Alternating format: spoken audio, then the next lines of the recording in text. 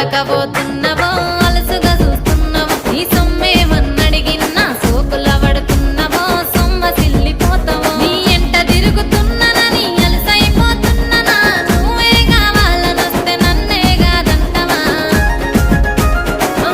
పిల్లగా పిల్లగా యహ పిల్లగా ఎంకటేచు చూడక